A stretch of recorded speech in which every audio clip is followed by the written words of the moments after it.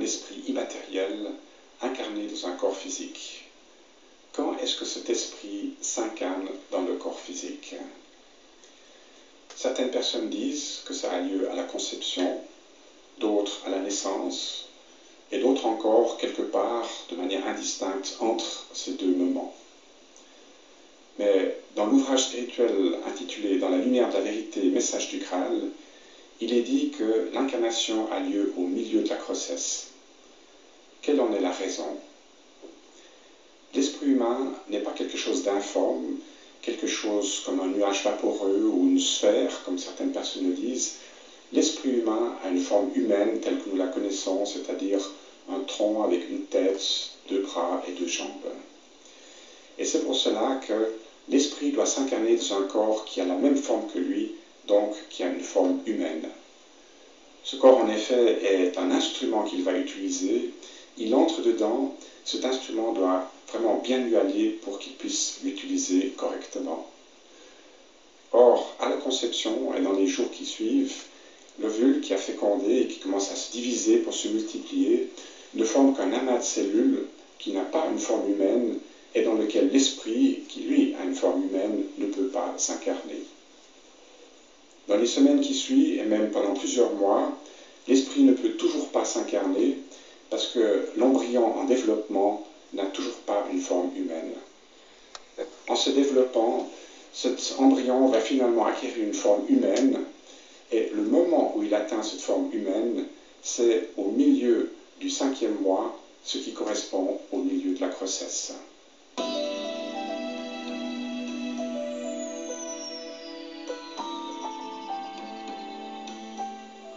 Deux faits montrent qu'il en est bien ainsi, donc que l'esprit s'incarne à 4 mois et demi au milieu de la grossesse.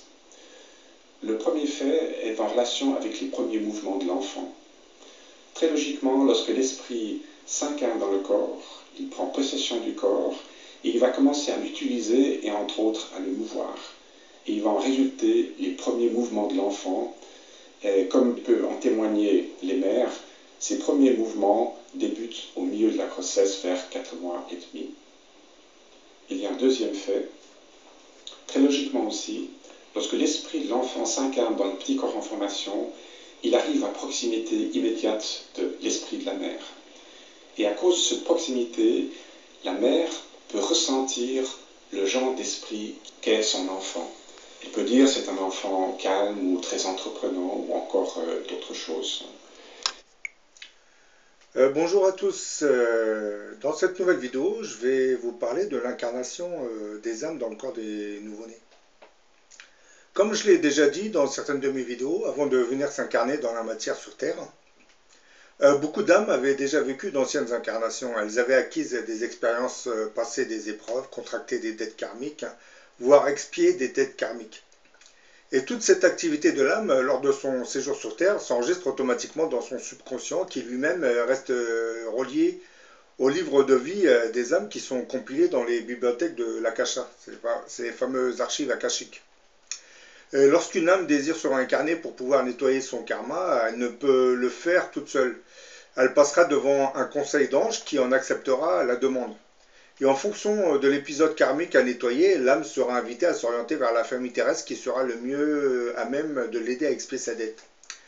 Une âme ne peut pas décider de s'incarner sans l'autorisation du conseil des anges qui préside dans un bâtiment qui serait situé dans la deuxième sphère dite spirituelle. Les âmes en attente d'incarnation passent devant ce conseil d'anges. Et les anges vont alors se brancher sur le subconscient de l'âme en question pour y voir certains épisodes de sa vie précédente.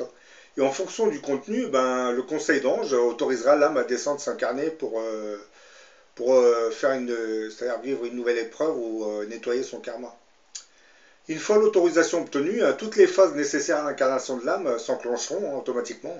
Par exemple, il faut commencer par réduire la fréquence vibratoire de l'âme afin de l'approcher progressivement de la matière. Ensuite, il faudra programmer les liens énergétiques qui vont unir l'âme qui s'incarnera dans le corps du bébé avec celui de la mère. Sans ce programme spécifique, l'âme en attente d'incarnation ne peut pas approcher la mère en intégrant de temps à autre le moule physique du bébé. L'âme s'incarne en général dans un corps biologique pour la durée de son séjour sur Terre. L'âme, c'est une charge d'énergie spirituelle qui entrera dans un corps de chair, qui sera préparé biologiquement parlant par la mère. La fécondation de l'ovule par le spermatozoïde ne sera en fait que le point de départ du petit corps en développement dans lequel s'incarnera l'âme de l'enfant à venir. La reproduction ne produit pas la vie, mais seulement des enveloppes biologiques et physiques qui peuvent abriter la vie, surtout celle des âmes. Les âmes qui s'incarnent sur Terre sont celles qui, dans l'au-delà, avaient fait les expériences nécessaires pour aborder la vie terrestre. La nécessité d'être mûr pour s'incarner, c'est une condition que doivent remplir aussi bien les âmes qui s'incarnent pour la première fois que celles qui, après des séjours plus ou moins longs, sur les différents plans de l'au-delà, se réincarnent sur Terre pour faire de nouvelles expériences nécessaires à leur évolution et pour réparer les erreurs passées. Quand je parle d'évolution, les incarnations permettent à certaines âmes de monter de sphère spirituelle. Donc, pour monter de sphère spirituelle, ils doivent s'incarner et multiplier les épreuves et surtout nettoyer leur karma, s'il est alourdi. Lorsqu'une fécondation a lieu, les âmes prêtes pour une incarnation se rapprochent du petit corps en formation en général. Et après un processus de sélection, le processus de sélection, comme j'ai dit, il vient du Conseil des anges. Lorsque ce conseil a donné son autorisation, donc tout se met en marche. Donc après un processus de sélection, l'une de ces âmes va s'ancrer à proximité de la mère, afin qu'en se maintenant très proche, des liens puissent finalement se tisser entre l'âme du bébé et celle de la mère. Et ces liens énergétiques vont permettre l'incarnation de l'âme dans le corps du bébé. L'incarnation n'est en effet pas encore possible, puisque pendant tout le début de la grossesse, il n'y a pas encore à proprement parler un corps dans lequel s'incarner, mais seulement un amas de cellules en train de se multiplier, de s'organiser. C'est ce qui a été dit dans le petit extrait que vous venez d'entendre. Le terme ancrage a été utilisé car comme un bateau doit s'ancrer dans le fond marin pour ne pas dériver et s'éloigner, l'âme doit aussi s'ancrer pour rester à proximité du corps en formation. Et comme je l'ai dit, sans l'autorisation du Conseil des anges, cet ancrage ne peut pas avoir lieu. Car une fois l'autorisation de s'incarner acceptée, c'est-à-dire est autorisée par les anges, des liens énergétiques se formeront automatiquement entre l'âme désirant s'incarner et la mère devant fabriquer le corps biologique qui servira d'enveloppe charnelle à l'âme. Parce que c'est après cette autorisation que les connexions se font. Si l'âme n'a pas l'autorisation, l'incarnation n'a aucune chance de se produire. Et ces connexions énergétiques, du moins ces liens énergétiques, ne se mettront pas en marche. Parce que tout fonctionne à partir de l'autorisation du Conseil des anges. Pour qu'une incarnation puisse avoir lieu, il faut que le corps en préparation ait atteint une forme humaine. C'est ce qui a été dit dans le petit extrait que vous avez entendu tout au début. L'âme a une forme humaine et il faut que le corps dans lequel elle pénètre en ait aussi une. Or, les premiers 15 jours, comme vous le savez, il n'y a pas encore véritablement un corps, mais seulement un amas de cellules, d'un diamètre de 1 mm environ. À la fin du premier mois, l'embryon qui a la forme d'un grain de haricot de 5 mm de long n'a toujours pas de bras ni de jambes. Des ébauches d'organes se mettent en place, mais il ne s'agit encore que d'ébauches et pas d'organes à proprement parler. Bien qu'au cours du deuxième mois, le développement du corps et de certains organes progresse assez rapidement et fasse passer l'embryon au stade de fœtus, l'âme ne peut toujours pas s'y incarner car le fœtus n'a pas encore la forme humaine. Ce n'est qu'à la fin du 4e mois que les organes ont atteint un tel développement qu'ils sont peu à peu près identiques dans leur structure et leur fonctionnement à ceux du nouveau-né. Encore 1 à 2 semaines de maturation et plus rien ne s'opposera à l'incarnation de l'esprit, puisque l'affinité entre lui et son futur organisme physique sera devenue assez grande. Et de fait, l'incarnation peut avoir lieu à cette période, au milieu de la grossesse, comme ça a été dit dans la petite vidéo tout au début. Donc maintenant vous savez que l'âme commence à vraiment s'incarner dans le bébé à partir du 4e, entre le 4e et le 5e mois. De fait précis montre que l'incarnation a effectivement eu lieu. Le premier, c'est en relation avec les premiers mouvements du fœtus. En pénétrant dans le fœtus et en en prenant possession, l'âme se mettra à le mouvoir. Il va en résulter les mouvements de bras, de jambes typiques qui ont lieu à partir de cette période de la grossesse. et ceci se distingue nettement des mouvements faibles et saccadés qui avaient précédé et qui résultaient de l'action des nerfs. Donc vous voyez la différence, hein. Au début, ce sont les nerfs et les muscles qui travaillaient, c'était un automatisme nerveux. Et à partir du 4e et 5e mois, les mouvements des bras et des jambes sont dus à l'âme qui est incarnée dans le corps du bébé.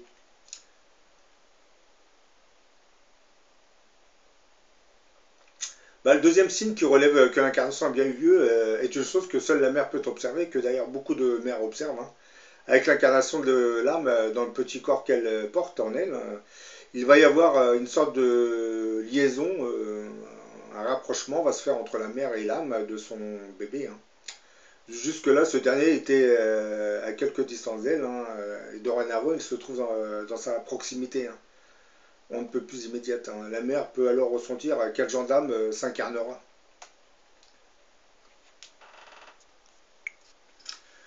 Dans son livre Les 9 marches, Anne Givaudan parle de l'incarnation, du moins des différentes phases de l'âme avant son incarnation définitive dans le corps d'un bébé.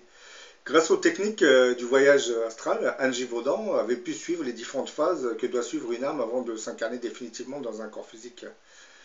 Bon, comme elle l'explique dans son livre, hein, il y a une période de 21 jours pendant laquelle l'âme pénètre dans l'aura du couple des parents avant de pouvoir avoir la possibilité énergétique de pouvoir entrer dans l'embryon, hein. La première pénétration de l'âme dans le fœtus se passe après 21 jours, quand le cœur commence à battre. Avant ces 21 jours, le fœtus ne contient pas de vie individuelle, hein. Un avortement sans souffrance devrait même donc pouvoir se faire avant ces 21 jours, puisqu'il n'y a pas de vie encore, hein. Ce sont que des nerfs et des muscles qui agissent. Après ces 21 jours, l'âme pénètre le fœtus. Elle commence à faire de petites incursions qui deviennent de plus en plus longues, au fur et à mesure du déroulement de la grossesse, hein. Pour une âme, il n'est pas évident de rentrer dans la densité de la matière, hein. Elle doit se faire à l'idée que ces deux personnes seront ses parents. L'âme qui opère ce mouvement de descente est une âme adulte, il ne faut pas l'oublier, et qui se regarde et qui se voit adulte, et non comme celle d'un petit enfant. Les premières pénétrations dans le fœtus par l'âme sont souvent vécues assez douloureusement, hein. Et ce n'est qu'à l'apparition des premiers organes physiques que l'âme peut descendre. La rate apparaîtrait en premier, hein, puis l'embryon du cerveau, hein. L'information de la vie première sur le plan éthérique semblerait venir de la rate, le petit soleil. Sur le plan éthérique apparaîtra ensuite le cœur, puis le cerveau. Et je tiens à préciser, du moins Anne Givaudan tient à préciser qu'il y a un point dans le cœur humain qui a été mis en évidence et qui, s'il est touché, provoquerait la mort. Ce point, comme elle l'explique, qui était connu des anciens Égyptiens, hein, était connu sous le nom de point vie, correspondant à une sorte d'atome germe. Bon, je ne vais pas rentrer dans les détails parce que c'est un peu complexe, hein. Il faut pouvoir lire le livre pour comprendre ce qu'elle dit par atome germe. Toute la structure du corps et toutes les informations nécessaires à la vie proviendraient d'une interaction entre ce point et la rate, après quoi tout s'organiserait. C'est comme si toute l'organisation de notre vie s'effectuerait à partir de ce petit point dit atome germe. Le cerveau n'est qu'un relais, une sorte de redistribution des forces, hein. Les 2 premiers mois sont en règle générale les plus difficiles, hein. Le 4e mois se caractérise par un commencement d'endormissement de l'ancienne personnalité, hein, je parle de l'âme, hein, facilité par une ouverture à l'espace sonore et extérieur à celui de la mère, et notamment à l'espace musical. C'est à ce moment, là aussi, que la mère commence à être perçue comme la future mère par l'enfant.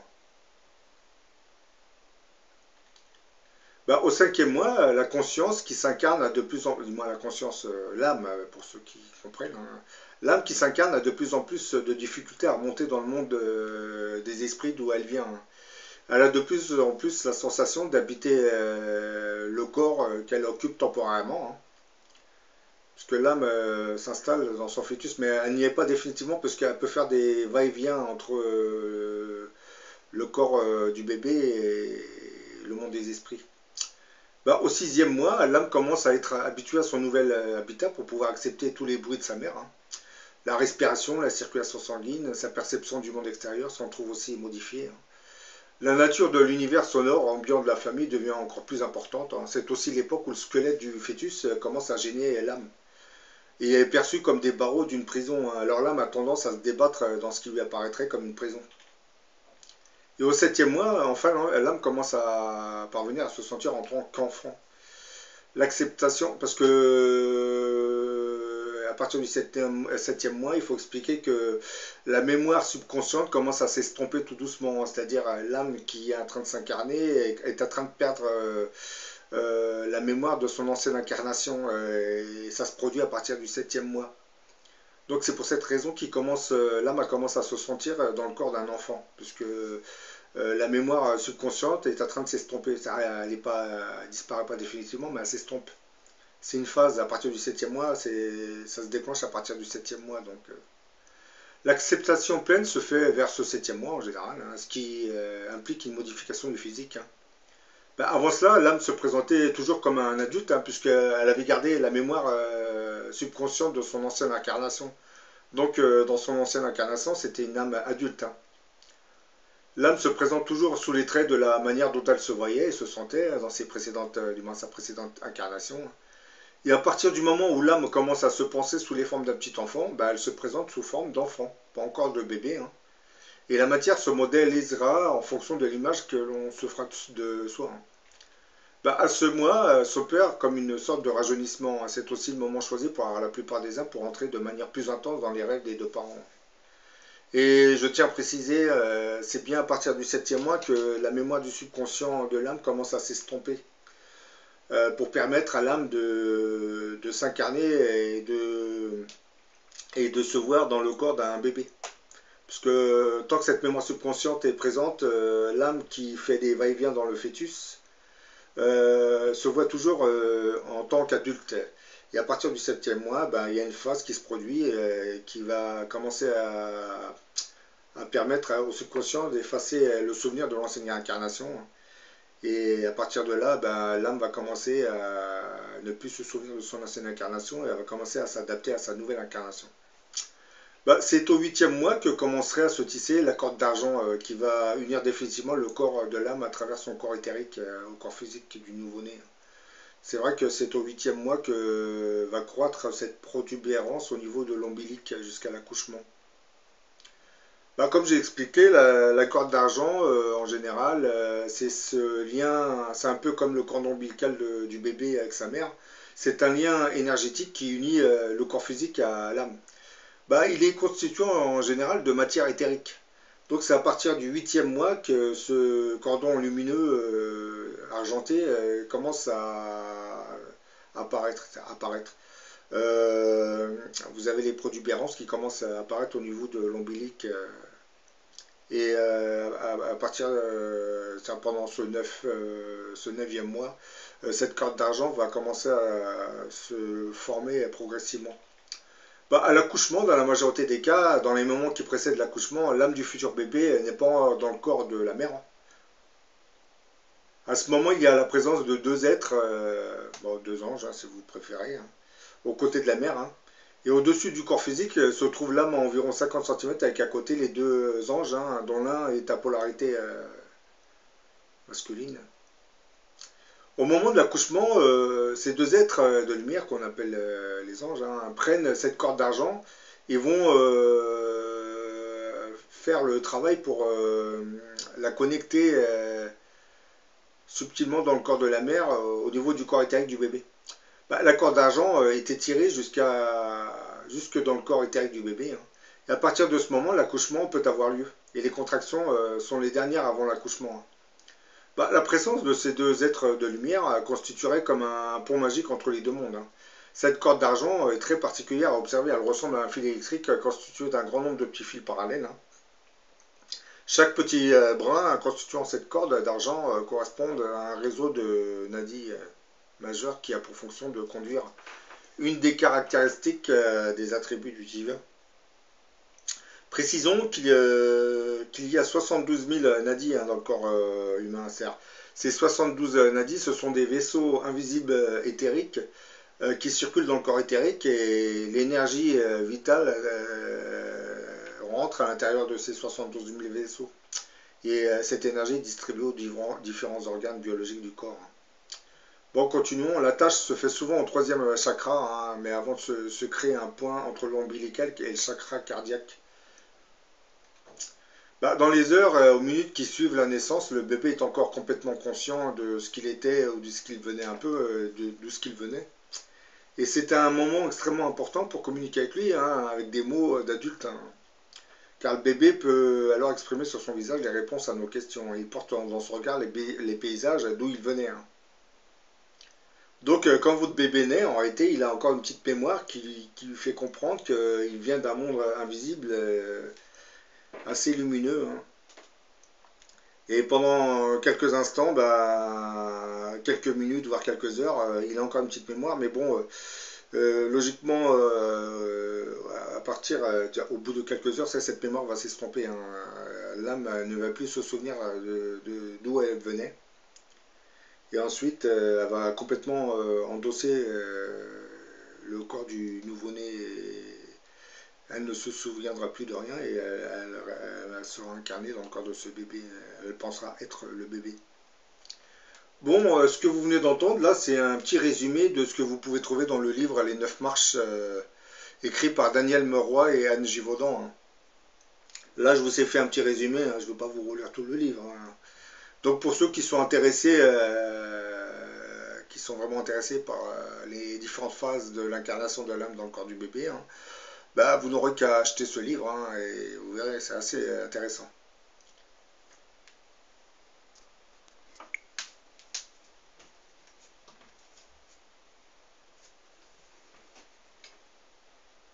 Bonjour à tous, je suis Laurine Besset, thérapeute intuitive. Vous pouvez me retrouver sur mon site laurineferry.com.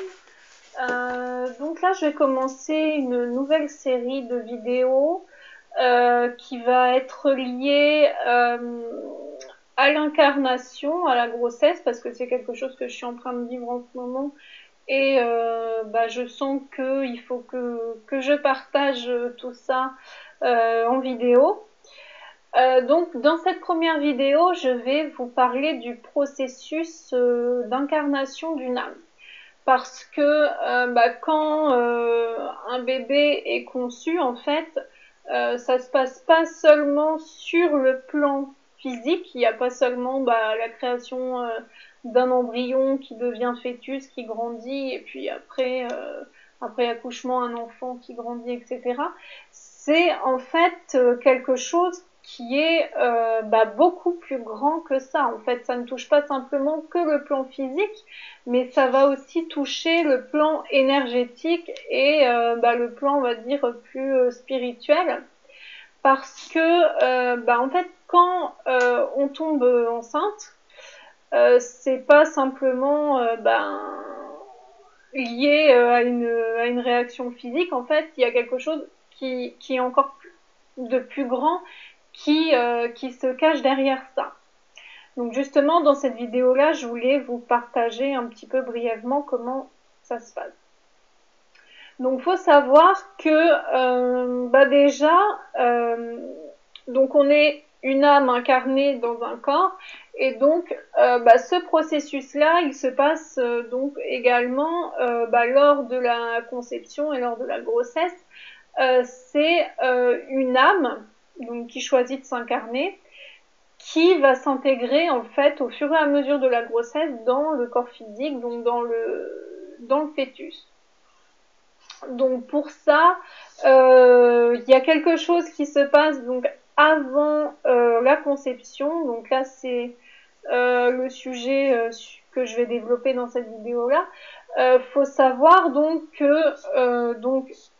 on a une âme qui vit sur les plans supérieurs et qui a envie en fait de s'incarner ici sur Terre, de vivre ou revivre encore une incarnation. Il a donc ses guides spirituels, donc ils mettent ça en place ensemble. Il y a une réunion qui est organisée entre l'âme et le guide spirituel, et l'âme va choisir durant cette réunion ses parents. Ça, c'est quelque chose de très important. Son environnement, donc là où il va vivre, dans quel pays, dans quelle région du monde, Et il va aussi définir en fait sa mission de vie, ce qu'il a envie de réaliser dans cette future incarnation-là. L'accouchement se produit généralement à la fin du 9e mois de grossesse. Le plus souvent, la mère est aidée par une sage-femme ou un gynécologue obstétricien. Le fœtus baigne dans le liquide amniotique. Il est relié au placenta par le cordon ombilical. Sa position indique qu'il est prêt à naître. Sa tête est en bas, dans le bassin de sa mère. L'accouchement commence par la période de travail. Elle se caractérise par des contractions involontaires du muscle de la paroi de l'utérus, le myomètre. Au début, les contractions se produisent toutes les 10 minutes environ. Elles sont assez courtes. Puis leur fréquence et leur durée augmentent progressivement. Le fœtus est poussé du fond de l'utérus vers le col de l'utérus. Sa tête appuie sur le col. Il se produit alors ce que l'on appelle l'effacement du col de l'utérus.